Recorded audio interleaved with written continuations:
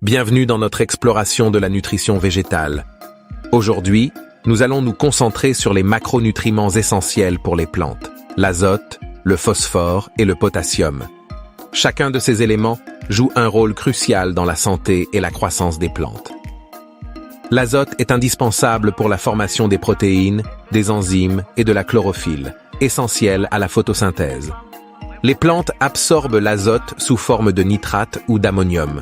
Une carence se manifeste par un jaunissement des feuilles, tandis qu'un excès peut entraîner une croissance foliaire excessive. Pour apporter de l'azote, optez pour des engrais organiques comme le compost ou des engrais chimiques, en respectant les doses recommandées. Le phosphore est vital pour la conversion de l'énergie, le développement des racines et la floraison. Une carence peut ralentir la croissance et causer des décolorations des feuilles, alors qu'un excès peut perturber l'absorption d'autres nutriments. Utilisez du compost bien décomposé ou des engrais minéraux pour fournir du phosphore, en veillant à ne pas déséquilibrer les nutriments.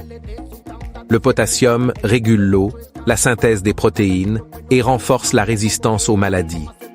Les symptômes d'une carence incluent des bords de feuilles brûlées et une susceptibilité accrue aux maladies, tandis qu'un excès peut interférer avec l'absorption du calcium et du magnésium.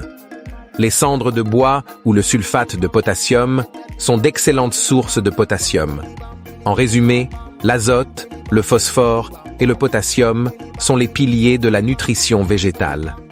Une gestion appropriée de ces nutriments est essentielle pour maximiser les rendements et la qualité des cultures. Merci de nous avoir suivis dans cette vidéo sur les macronutriments essentiels pour les plantes.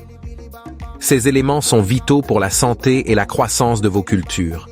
Abonnez-vous et activez les notifications pour ne pas manquer nos prochaines vidéos sur l'absorption et le transport des nutriments dans les plantes. Si vous avez des questions ou des suggestions, n'hésitez pas à les partager dans les commentaires. À bientôt pour plus de conseils en nutrition végétale.